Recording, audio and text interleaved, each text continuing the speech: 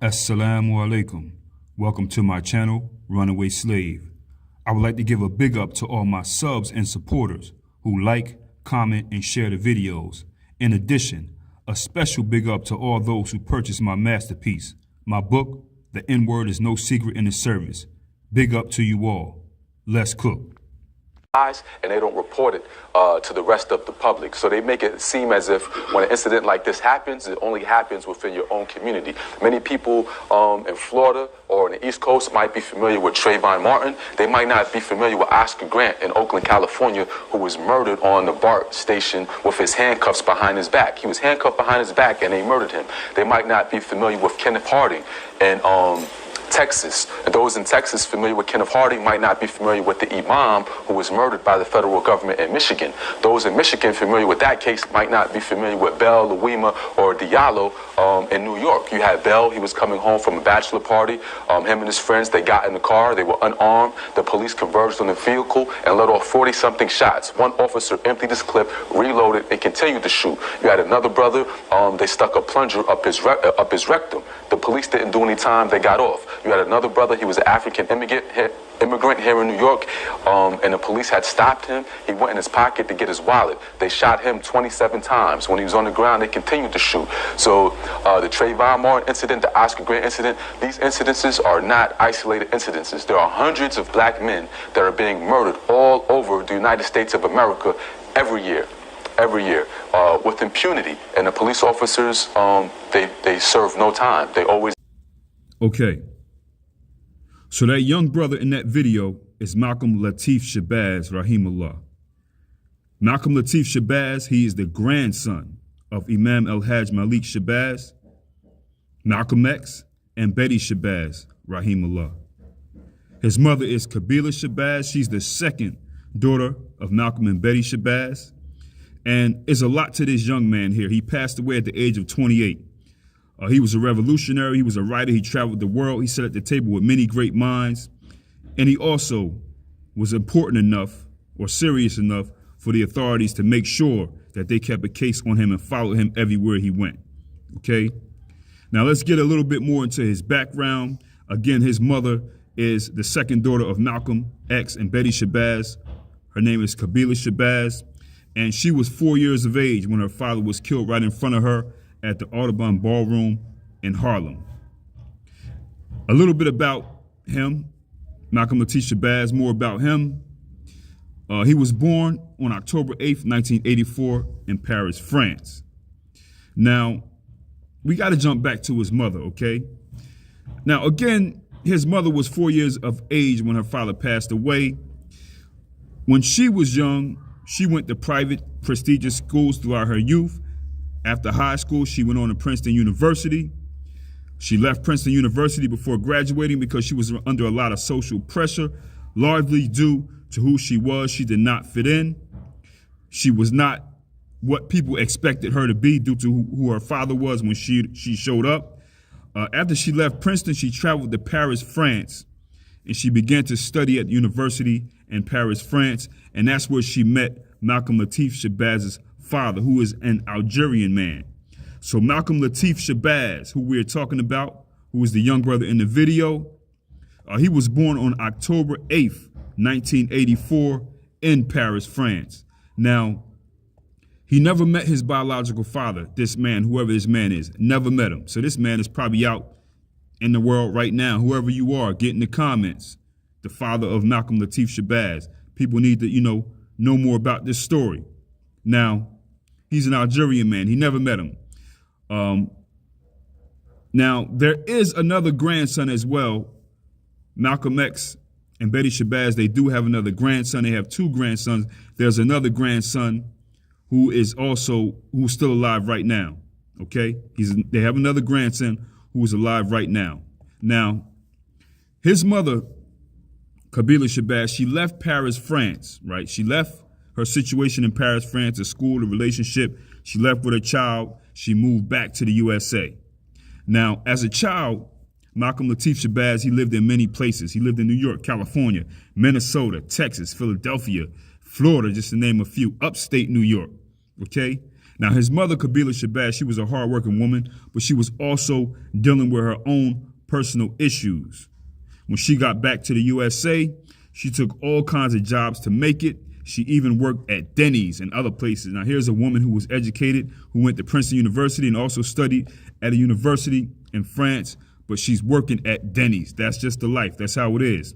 She struggled with alcoholism when Malcolm Latif Shabazz was a child, and that's where a lot of his issues came from. Malcolm Latif Shabazz says that he recalls at the age of 3 or 4, he lived in California, and at this time he said that at the age of 3 or 4, he would run away from home. His mother would be home drunk, asleep. He would be unsupervised, and he was very adventurous as a small child. So he would just, go outside and walk on the streets.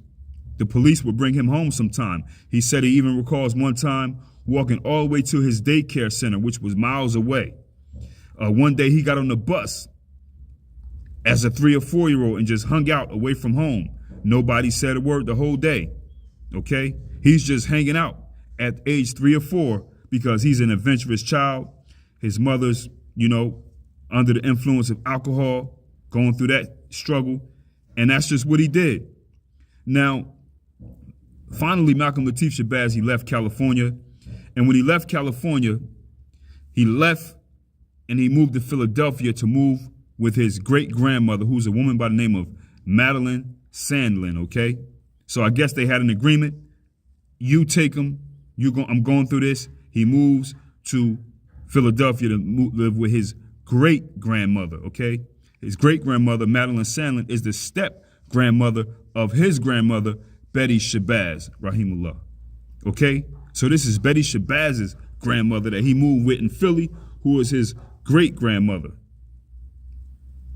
okay? Now, I'm sorry. This woman is the stepmother of Betty Shabazz. She's the stepmother of Betty Shabazz, but this is his mother's grandmother, so this is his great-grandmother. That's who he moved with. He moved with Betty Shabazz's mother in Philly, okay, her stepmother. Now, this woman that he moved with, who is his great-grandmother, Madeline Sandlin, she was said to be a strong, stern, and strict woman. She's a Native American woman. She lived in North Philly, so she lives in the North Philly Badlands, okay? Malcolm Latif Shabazz said the neighborhood was so bad that he couldn't go outside and play. It was like being behind bars. Now, when he was in Philadelphia, living in this North Philly area, he went to a private school outside of Philadelphia for kindergarten and first grade. Now, at this school that he went to, he said that the kids were rich. They were white, they were rich, and he was racially bullied in this school. He recalls being called a nigger by a white girl on the bus on his way to school. At this time, he said he didn't even know what a nigger was or what it meant. But, people, he was called that by a little white girl. Notice that. And again, people, he was born in the year of 1984. Okay? So you got the little girl in kindergarten, the first grade, or whatever grade on the bus, calling him this already. Now, when he went to this school, he was racially bullied. And due to this racial bullying and the situation that he was in, he said that he wanted to be white. He said that the white people seemed happy. They seemed like they had everything they needed. And white was equal to happy and rich. And black lives were just the opposite. Okay. Now, from that right there, I'm gonna jump into something and then I'm gonna get back on this story, okay? Because I don't want to fall too far off track. You notice what he said. He's being racially bullied by these people, but that made him, he wanted to be them. He's in kindergarten and first grade. So now you see people where you get a lot of these people, in older age, a lot of these coons and bootlicks, sellouts, people who just are dealing with European Caucasian hypnosis. They're dealing with this sickness of the heart. You see where they typically come from. This situation right here. White people beat them down so bad and made them feel so bad. They said, man, I want to be you. I just want to, that's where this comes from. Now, let me get back on the story. Now, Malcolm Latif Shabazz said that he recalls his aunt, Atala Shabazz, coming to Philly one day to visit him. And he said when she came to Philly, he was looking at a magazine. And in this magazine, there was a picture of a white boy in a suit. And he took the magazine to his aunt and he said, I wish I was like this white boy right here. And she replied, why would you say that? So that's what kind of mindset he had already. Kindergarten and first grade, people. Now, for some apparent reason, Malcolm Latif Shabazz, he eventually left Philadelphia, okay? And when he left Philadelphia, he ended up living in upstate New York with his white teacher from school, who was his second grade teacher at the time. The school that he was enrolled in, he lived with his teacher, who was a white teacher with a white family in upstate New York. And he said that he really liked his teacher. He called her mom. And when he lived with these white folks, he said he had a pet hamster, he had a bike, he was on a Little League baseball team, and he went to church every Sunday. Now, he was the only black child at this school, but he said he had a lot of children to play with, and he was happy there. He said he also recalls having a crush on a white girl named Heidi. Now, at this home in upstate New York, Malcolm Latif Shabazz had stability, which was something that he never had before in his life, and he said that he liked it a lot. One time, his aunt came to visit him over summer break, and she seen the situation. She wasn't feeling the situation that her nephew was in with these white people. Although she was happy that he was being taken care of, she wasn't feeling it at all. So when she went to go see him, she went to go pick him up, spend some time with him. She never brought him back. She never brought him back, okay? So as you can see, people, already, Malcolm Latif Shabazz had a very nomadic type, unstable childhood. Look at how many times he's moved already. Now he leaves upstate New York and he moves to New York City. Going from upstate New York to New York City, people, that's like traveling a couple states. Even though it's all New York, it's nothing the same, okay? Now he's living in New York City with various families. Sometimes he's with his grandmother, Betty Shabazz. Sometimes he's with his aunt, okay? He said that he never saw his grandmother, Betty Shabazz, relax. He loved his grandmother. That was one of his favorite people, and she was one of his, and vice versa. They both loved each other. They were each other's favorite people, okay? But he said that his grandmother was very busy. She always was at some kind of college doing a speaking engagement, going overseas. Sometimes she would take him on vacation, and he said that when they were on vacation, he would be at a hotel in a swimming pool, and she would be on the side, you know, with books and paper, doing her work, doing her thing. Now, the fact that his grandmother, Betty Shabazz, was so busy is the reason why he couldn't live with her full time. It was because she was always working so hard. In addition, all of his aunts, they all worked a lot as well. So he constantly moved around, okay? He constantly moved around from place to place. As you can see, there was nobody alive whose sole purpose was to take care of Malcolm Latif Shabazz. He was never a priority to be taken care of, okay, in anybody's life, unfortunately. He went to school, his grades were terrible, but he recalls that the schoolwork was easy. It wasn't hard. It wasn't a challenge at all, okay? He was actually gifted. He started driving at the age of 9. He learned from watching his aunt. One day in the early morning, he said he took her keys, got in her car, drove her car to school, and parked her car at school in the parking lot and walked in like it was nothing, okay? His aunt found out. She went to the school. The school didn't even believe her. You know, she's there saying, hey, he drove my car to school. They didn't even believe her, okay? This boy is 9 years old. He just got in the car, drove to school, and went to school like he does this every day. Now, after he did that, his mother put him in a mental institution. Malcolm Latif Shabazz recalls that he knows that he didn't need to be in a mental institution. He did understand that he needed discipline, but he didn't need to be in a mental institution. So, as you can see, his mother was very frustrated with him. You know, they're trying to get rid of him by all means, try to make him somebody else's problem. He's only 9 years of age. So, of course, the mental hospital does do their whole mental diagnosis thing that they do. He's 9 years old. He needs nothing but stability, proper nutrition, structure, and that's it. But that's what mental hospitals do. If you go there, if you're not mental when you go in, they will make you mental by the time you get out. That's their job, okay? So by age 9, he's acting up more. He started to act out a little bit more. But people can see that Malcolm Latif Shabazz was very intelligent. As a child, at a young age, he started hanging out with the men in the neighborhood. He started gravitating towards men in the streets. So he's doing what they're doing, hanging outside, you know, doing the hood thing. And that's what he started to do. That's what became fun to him. You have to remember also, people, there are no men in Malcolm Latif Shabazz's family. There are no other men. His grandparents had nothing but girls. There are no other men. So he was pretty much on his own. So eventually, he left New York and he moved to Minnesota with his mother and her boyfriend. Now, when his mother is in Minnesota, she's dating a dude by the name of Michael Fitzpatrick. Now, his mother, Kabila, knew Michael Fitzpatrick because he was a former classmate at the United Nations International School in New York when they were young, okay? His mother was really into this guy, Michael Fitzpatrick. She claimed that she was in love with him and she thought that they would get married. Malcolm Latif Shabazz, he said that he actually liked Michael Fitzpatrick and looked up to him like a father. But this guy, Michael Fitzpatrick, was a bunch of chaos. He was a drug dealer. He was also FBI informant, and his mother was a Jewish woman. He had a reputation for somebody who went around, he would cause chaos, get people into trouble, get them involved in things, and then he would, go into his informant mode, which is his job. He's an FBI informant. He was once in a witness protection program. He wore a wire to plot against the Jewish Defense League as well. He was a real weasel type of drug addict, violent dude, He had no loyalty to anything. He was working for the FBI the entire time that Malcolm Latif Shabazz lived with this man, and he was with this man who his mother thought that she was going to marry.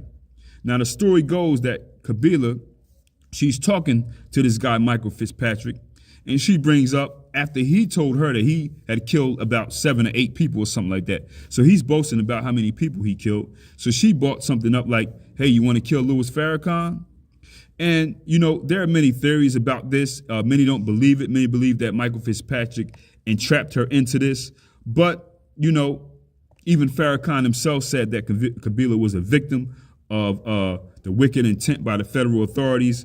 And, this guy, Michael Fitzpatrick, he took that statement, got her on the phone, did what he, the whole informant thing that he does.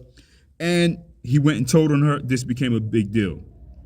This guy, Michael Fitzpatrick, he's been in the witness protection program since the late 80s. He couldn't be reached for comment by anyone. And he was going by the name of Michael Sumners as well after this. So due to this, Malcolm Latif Shabazz's mother, Kabila, she's cased up. She's got a lot of legal issues. And due to all these legal issues that his mother's going through, he had to go live with a foster family in Connecticut. Now he goes to Connecticut. He went to school in Connecticut, got in some trouble, then he moves back to Philadelphia, okay? Moves back to Philadelphia. Eventually, along the way, after his mother's dealing with these legal issues, his mother moves to Texas. She seemed to be living pretty well and stable in Texas. She was also in a new relationship, so Malcolm Latif Shabazz, he moves to Texas with his mother. When they moved to Texas, they lived in a Mexican neighborhood. Now, she was in a relationship with this guy. It was a bunch of turmoil, bunch of nonsense. This boyfriend that she had was eventually locked up. He was into all kind of things, drugs or whatever. And Malcolm Latif Shabazz and his mother at this time, they're going through all kinds of drama with each other back and forth. He started to slip off. He didn't do well at school. And he had a lot of issues due to this unstable living environment. But he always wanted to be with his mother. So due to this fighting that he's doing with his mother back and forth, he was sent to a mental institution again for 2 weeks. Now, people, understand, you heard all these moves that Malcolm Latif Shabazz has made in his life since he was a baby.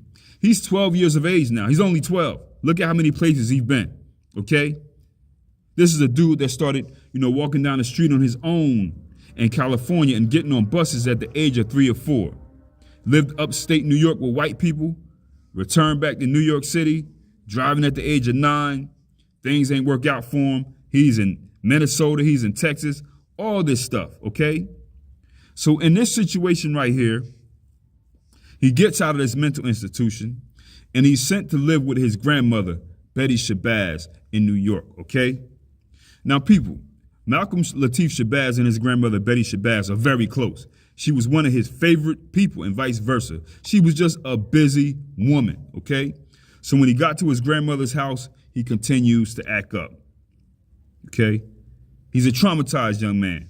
his grandmother, Betty Shabazz, did everything she could to help her grandson. And I mean, she did everything. But he was an upset young man. He really wanted to be with his mother quite naturally. And he didn't even know who his father was, you know? Okay? So he's acting out again. He's going outside on the streets. He's stealing cars. He's getting involved in the streets. He's doing whatever he can do to be rebellious. 12 years of age, okay? Again, people, at this time, he's 12. So the story goes. This is how the story goes. The public story goes. The media story goes. In an act of being rebellious, Malcom Latif Shabazz lit a fire. He used gasoline and lit a fire at his grandmother, Betty Shabazz's house. His grandmother thought the house was being firebombed because she's shell-shocked. She'd been through this before. She thinking this house is being firebombed. She ran to go try to save him, okay? In the process, she ended up being burnt over 90% of her body, okay? She went to the hospital. She's dealing with these terrible injuries. She eventually passed away at the age of 63. Now, here's where it gets very interesting in this story with Malcom Latif Shabazz and his grandmother, Betty Shabazz, okay? Dick Gregory and many others who are very informed, people who are very close to this family, who've investigated and looked into the situation, they said not at all. That's not how it happened. This young man, Malcom Latif Shabazz, did not do this to his grandmother, Betty Shabazz. I want you to listen very close to Dick Gregory. He was on a channel that I would frequent quite often in the past. It's a great channel. It's called We All Be. Yeah, that's the name of the channel, We All Be. I want you to listen to this video. This brother from this channel called We All Be. He's like a GOAT. He's like an OG and, you know, talking about these issues in Black history. And Dick Gregory will be on this channel very often, okay? Listen to this video. Like the Betty and Coretta, the movie. Well, right there about that, yeah. Mm-hmm. Let me tell you what that movie was about first. Okay. Betty and Coretta, they wasn't that close of friends. Mm-hmm. They got her getting on the plane, coming up here to visit her going down there to visit, right? I was there midnight the next night when Betty was murdered, and not by her son, right? She was not murdered by her grandson, you think? No, baby, don't say thank. I would never get on your show and say thank. Oh, you know. Well, What I know. yes, sir. One, she lived in Mount Vernon, New York, okay? Mm-hmm.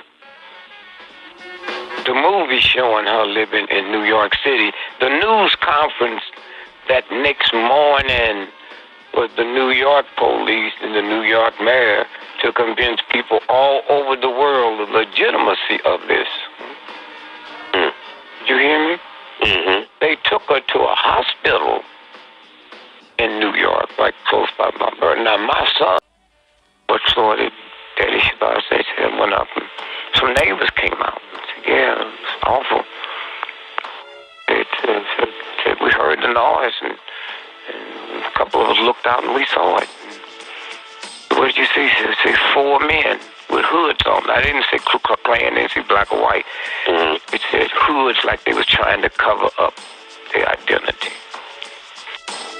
And so now they talking about the boy. And here's people. I go around the corner where the fire station is, not that far from there. And they got a different story, right? Mm-hmm. And so now I leave and I come back. Now my son. Okay, there you go. Now you got to take that and do what you want with it, form your own analysis and opinion. But this is what Malcom Latif Shabazz said about what Dick Gregory said in that video. Listen close. He said, brother Dick Gregory is on point. The only error is that it was Yonkers and not Mount Vernon, which is where he was living. He said, well, I never really speak to people outside of select family, but when it first happened, I was in the hospital. And so the detectives first came to see me and asked me what happened. Mind you, I'm 12 years old. I told them the truth and they told me not to say that. Then they made me write a statement, but told me what to say happened in the statement. My lawyer, Percy Sutton, who we know to be CIA now, he told me to never tell the truth, or I'll spend the rest of my life in prison, which was probably true, he said. I don't know how Dick Gregory knows about the hooded men or whatnot. Then I was sent to a program. in the middle of Massachusetts somewhere, the middle of nowhere in Massachusetts, where they would make me say I did all this SHIT that I did not do. They told me if I didn't own up to my actions, I would not get out. I've been saying it for so long. SHIT, that's what it is. I have some very powerful enemies, but I'm still here though. So that's what Malcolm Latif Shabazz said about this situation, based off of what Dick Gregory said, okay? So Dick Gregory didn't get this story from him. Again, like he said, I don't know where the hooded men part came from, but that came from Dick Gregory's in-depth investigation that he did on this situation, okay? And there are many other people who attest to this story as well. So what happened was Malcolm Latif Shabazz, he pled guilty and he was sentenced to 18 months in juvenile detention, but he did remain locked up for 4 years because he often tried to escape. He did this juvenile thing. He was released in the year of 2001. What's also confusing about this story to me is, where did a 12-year-old get gasoline from, okay? Where did he get gasoline from to create this fire at the age of 12? I would like to know the whole story. What was this gasoline stored in? I just want to know more. It don't add up to me, but people have to form their own opinion. I know what side I'm rolling with, okay? I want you to get in the comments and think about that also. Give your feedback. Come back to the story. Listen to what Dick Gregory said. Go to the We All Be channel or podcast and listen to it in depth. Now, when Malcolm Latif Shabazz was released from the juvenile detention center, he's working on changing his life. He's trying to change his life, and he enrolls at John Jay University. Okay, he enrolls, he's taking college courses, John Jay University. Now, at some point while he's in college, his parole officer jammed him up and got him rearrested for coming back 1 hour late. He's a college student at the time, but the parole officer felt as though you're an hour late, I'm gonna get you rearrested, okay? So in the year of 2002, okay, 2002, he was arrested on robbery and burglary charges, and he was sentenced to 3 years in prison. But people, this was a scam. Malcolm Latif Shabazz was actually trying to protect a 12-year-old girl from being R-worded by a gang member. And it turned out that Malcolm Latif Shabazz beat this guy up pretty bad. He beat the brakes off of him. The guy was hospitalized and they came looking for him. In addition, the 12-year-old girl was not allowed to testify in court due to her age, okay? So Malcolm Latif Shabazz thought that it was best to take the plea, go to prison. He goes New York State prison penitentiary, real time, hard time, okay? Up in the mountains. They didn't treat him any other way, okay? So when he gets to prison, of course, he dealt with a lot of harassment from the PIG officers in these New York State penitentiaries, and he received a lot of love in the prisons from other inmates, okay? He did his time, and he was eventually released from prison, and he went back out. His plan was to go, get out, and live a good life. Live a good life. In order to get away from a lot of this nonsense, what he decided to do was he would travel to the Middle East. When he would travel, he would speak, he would discuss many social issues that our people deal with. He became good friends with Muammar Gaddafi. He said that Muammar Gaddafi was like a father to him. In the year of 2012, he informed the people that he was under investigation by the FBI Counterterrorism Task Force in Goshen, New York. So by 2012, he has an FBI file. He's continuously being harassed by the FBI, okay? The agents in this division were visiting places that he lived in: Chicago, New York, Miami, and California. And they said that they would never go to these places when he was there. When they would go to these places, they would just leave cards there for the residents, people who lived there, and ask them to call them, or to tell Malcolm Latif Shabazz to call them And they will go to all kind of agents, the houses, knock on doors, tell them, hey, notify us if you see him, things like that. Now, the people whose homes they visited were longtime friends and supporters of Malcolm Latif Shabazz, very close people. Now, Malcolm Latif Shabazz says that this is a tactic that the feds use, okay? They're using this tactic where they try to make people feel harassed, so they start to distance themselves from the subject. For instance, if you have a friend and the law keeps coming by asking your friend, have you seen such and such? Asking them questions. Hey, if you see him, tell him or her to give us a call. Eventually, that friend is going to start to get worried.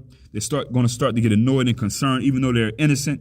And naturally, they're going to try to distance themselves from you. Now, this is the tactic that they say that they use to isolate a person from their support.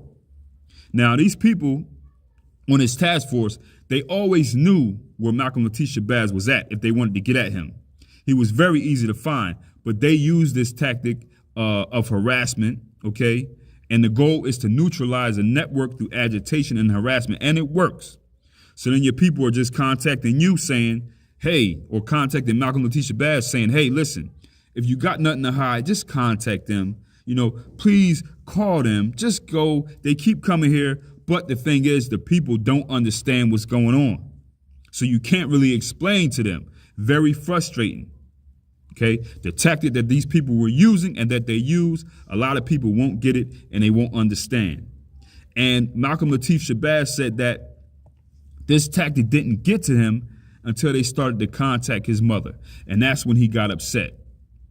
When they started to contact his mother told him, listen, just go talk to the people the next time they come around. So he listened to his mother and he met with a special agent from New York named Tom Brozicki. Malcolm Latif Shabazz said that they expressed concern about his international travels. He had already traveled to Damascus, Syria for over a year. He went to Libya. He's traveling the world with some good people, a former presidential candidate, sister by the name of Cynthia McKinney, and Dr. Randy Short. That's how he met Muammar Gaddafi, okay?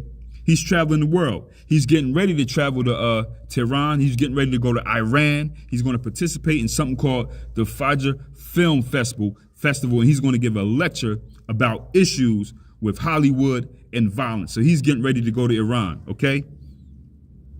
So when he applied for his visa to visit Iran, a detective squad from the city of Middletown Police Department surrounded him in the street about 2 blocks from where he lives. They know he's going to get this visa. They surround him.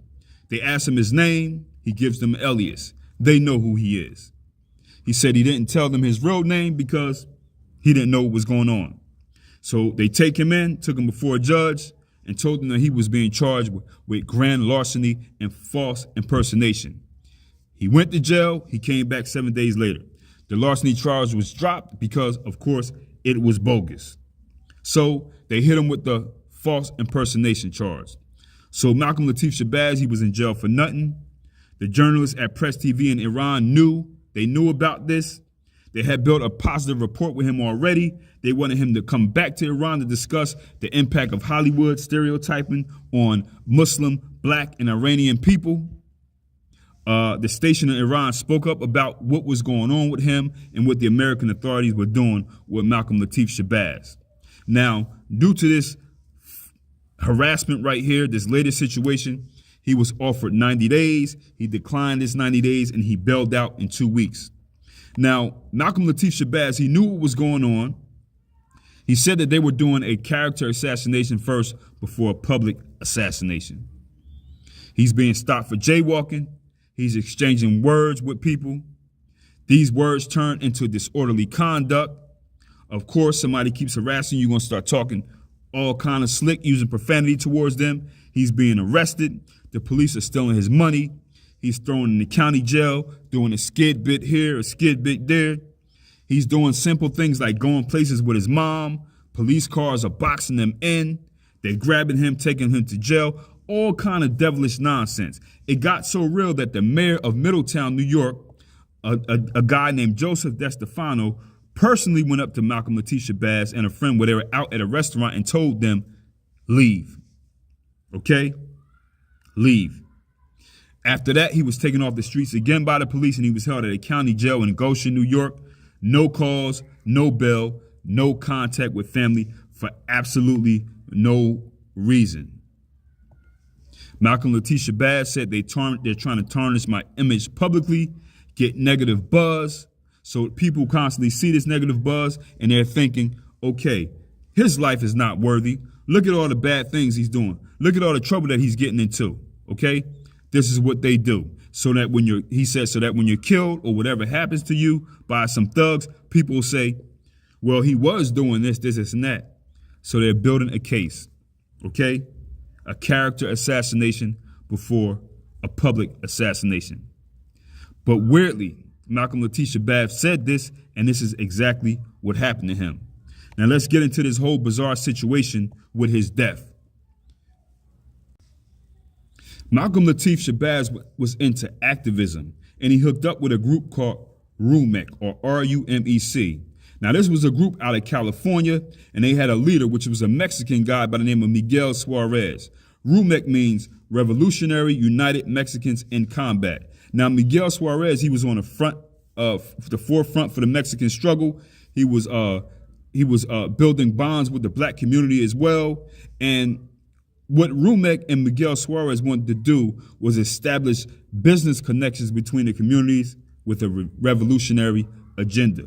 Okay, they wanted to bond with the black community, so they say, with this revolutionary agenda. This guy right here, Miguel Suarez, he was eventually deported. And again, like I said, he was Mexican, and he was deported for a traffic ticket and some other traffic violations. So this organization, RUMEC, and this guy, Miguel Suarez, being that they had good things going on, they had things moving and shaking in the hood, he was actually doing good things that didn't sit well with white supremacists. And Malcolm Latif Shabazz took a liking to what he was doing, and he gravitated toward this mission. And he decided, man, my people need to do something like this, okay? That's what he wanted to do.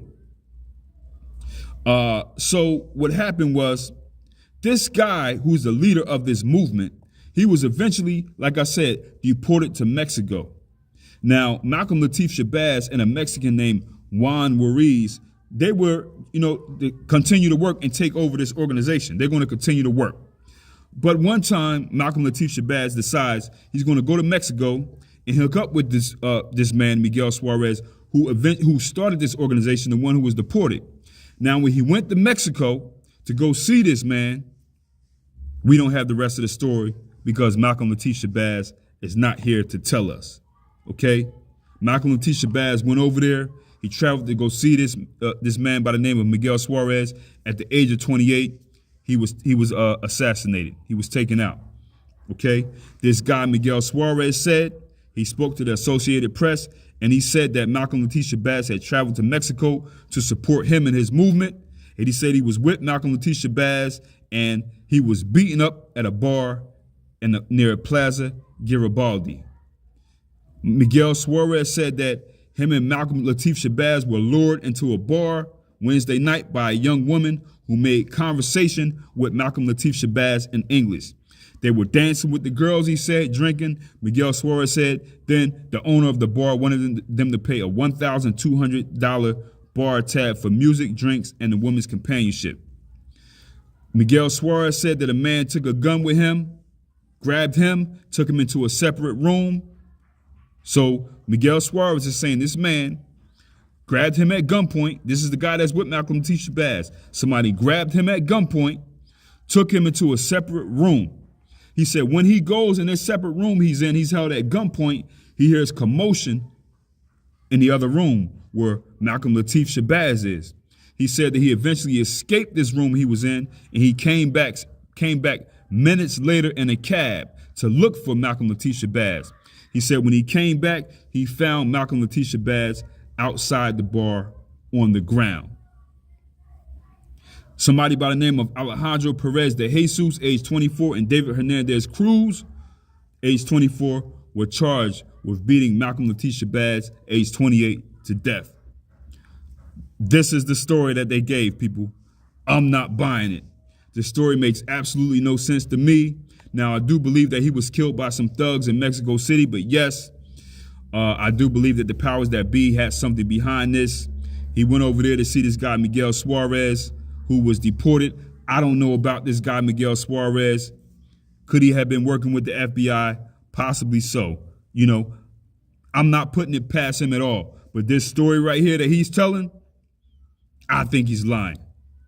I think he's lying. But people, get in the comments. Let me know what you think about this. This story, what happened. Let me know more about what you think about the life of Malcom Latif Shabazz, age 28 years of age. 28 years of age. This happened to him. And the sad part about this story also is nobody else was there. Like, this guy gave this story that I say sound bogus, but I can't prove it. It just don't add up with the whole FBI harassment. Why would the FBI have to constantly follow and harass Malcom Latif Shabazz? Because, of course, he was doing some things. He was moving and shaking. He planned on being positive. And, of course, his bloodline. Look at who he is. I do not believe this story that this guy told over here in Mexico. I don't trust this guy. But people, get in the comments. Let me know what you think about the story of Malcom Latif Shabazz, the grandson of Imam El Hajj Malik Shabazz and Betty Shabazz Rahimullah. Easy.